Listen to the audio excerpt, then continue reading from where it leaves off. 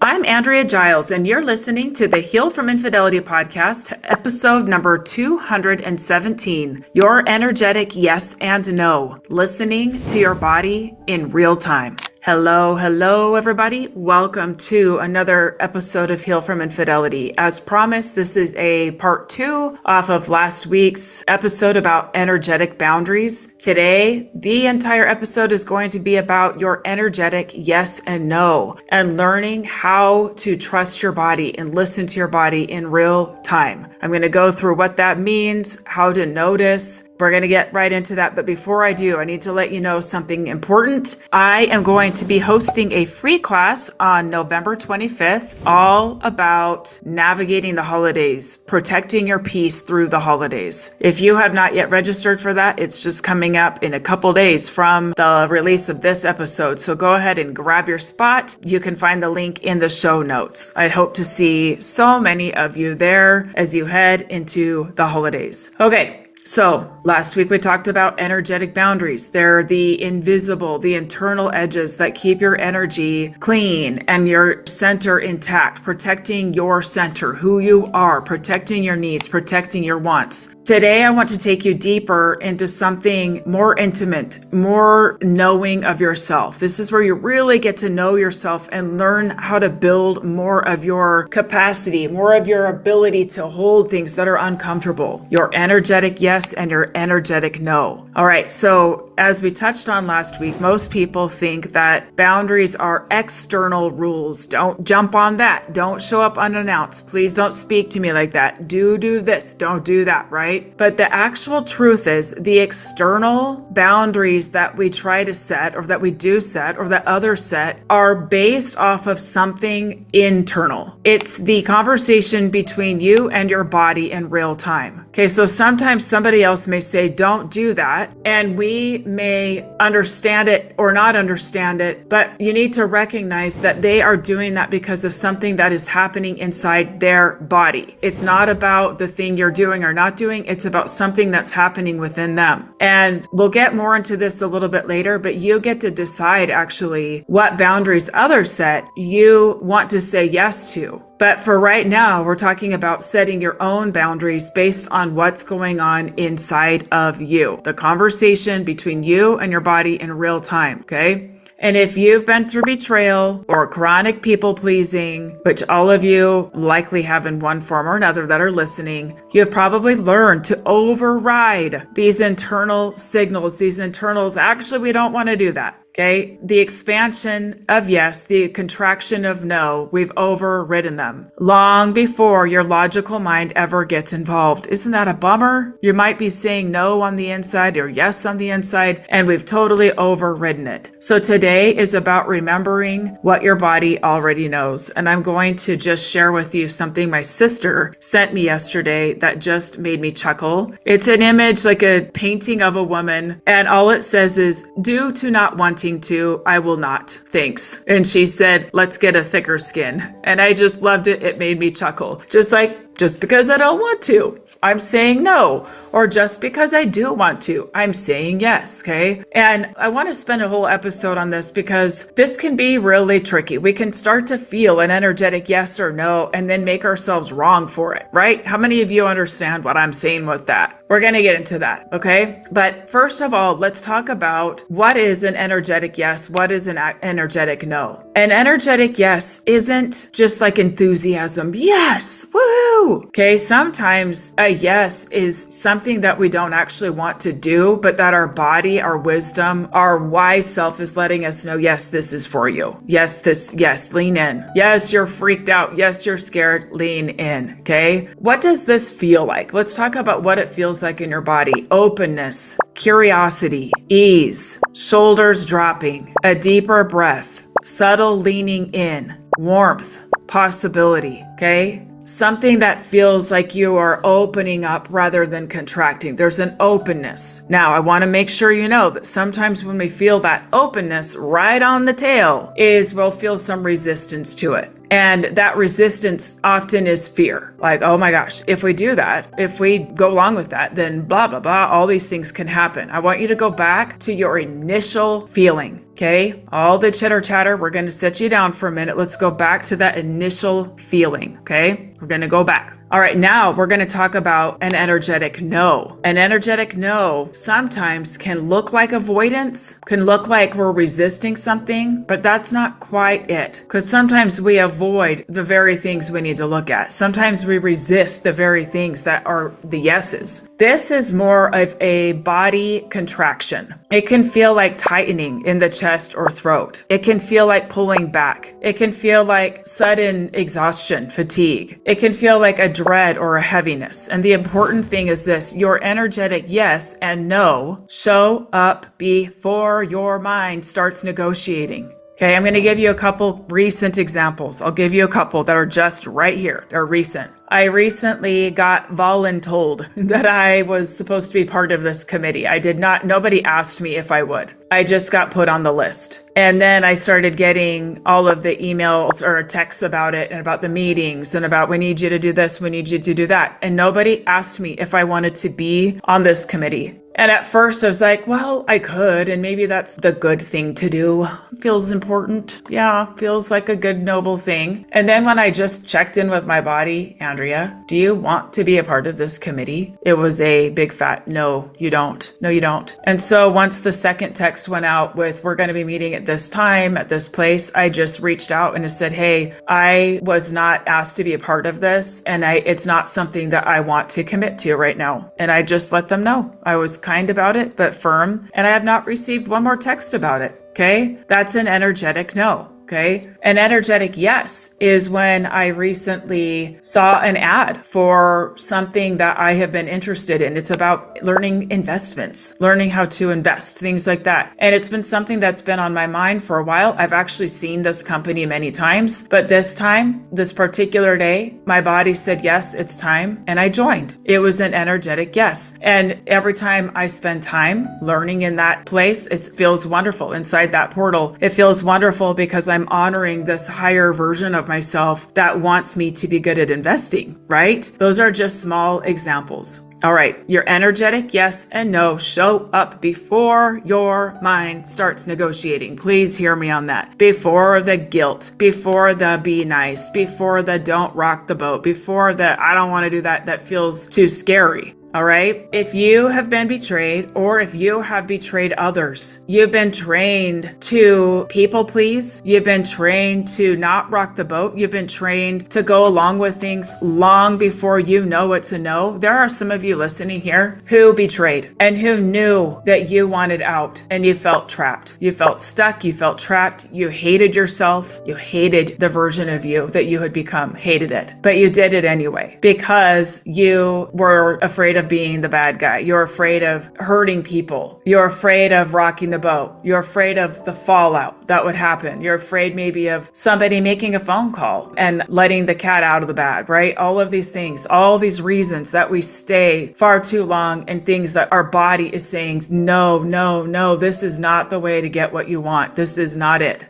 All right. This is going to be for you too, about where you stopped listening and where you gave in to these other things that ended up costing you far more than it would have to honor what was your yes or your no earlier on. Okay. All right. Now this next part, what it feels like in real time. All right. There's our minds that are constantly scanning, right? Constantly scanning, trying to protect us, trying to look out for future pain, future casting of what could go wrong, right? All the things, right? Our minds are always scanning. For many of you, your mind is hard to turn off. Am I right about that? Your mind is hard to turn off. For this episode and for this work, I want you to give more weight to what is going on in your body than in what is going on in your mind. Your body is telling you the truth. Your mind gets confused. Okay. Your mind gets confused. I'm going to tell you something that happened earlier this year. Earlier this year, someone that I care about set a boundary with me. It was framed very beautifully. It was very thoughtful. It sounded kind, right? It sounded kind. But the moment that I read it, my body said no, and my body said, this is not kind. Even though the words themselves maybe sound like, oh, makes sense. My body let me know immediately, this is not kind, and this is a no. It was a very definitive no. And I sat on that for a day, just sat on what I was experiencing in my body, while my brain in the meantime was given all kinds of chatter,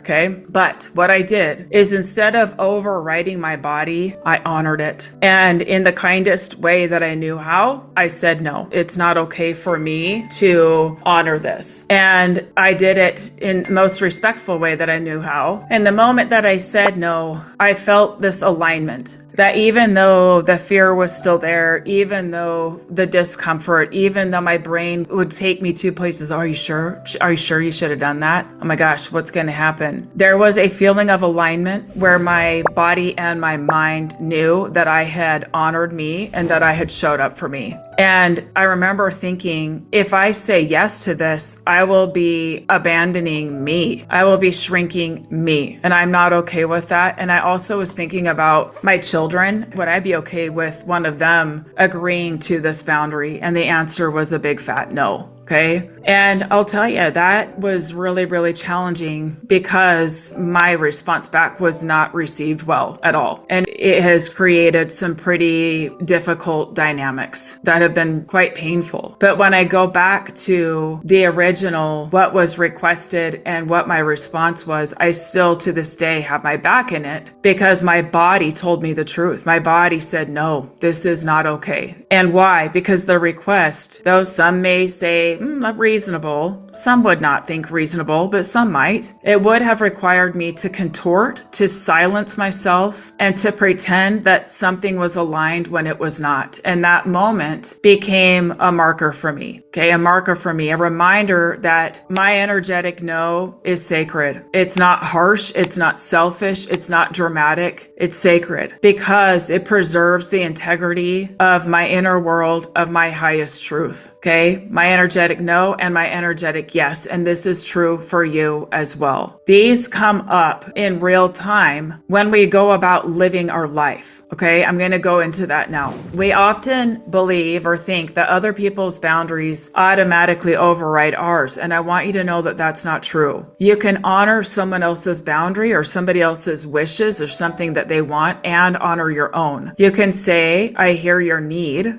and here's what's true for me. You can say, I respect your limit and here is mine. You can say, I'm not available for that. You can do that too. And this is relational honesty, which must be present if you want a real relationship with anybody. This is clean energy, okay? It's clean. So what this means is that as you are going through your life, as things happen in real time in your life, as people are asking you questions, as you are making decisions, as you are just navigating life. Let's say you are at work and somebody tries to give you an assignment and you already have a total plate full and you might want to say yes, but your body's saying no, wait, that's a no. We don't have the capacity right now, or we just don't want to. No. Okay, then say no. Or it might be something that somebody asks you to do that feels really scary. Like, let's say, I'm going to use the work example again. Let's say that somebody at work offers, like, let's say a project to do that is way out of your wheelhouse. It's something that you're not comfortable with, but that you have felt a desire to understand more about. Your mind is saying, we're not ready, you don't know enough, but your body is saying, yes, you are. Okay, so this is where you can energetically say yes, even if your brain has all the chatter. What's important though is that you will have a moment where your mind and your body are aligned and where you will know that you honored yourself. Around infidelity, around this space that we here find ourselves in or have been in, you can see this in your relationships. You can see this in, let's say you're going to a family event. And first of all, do you want to go? Do you want to go? What does your body say? What does your heart say? Okay, listen up.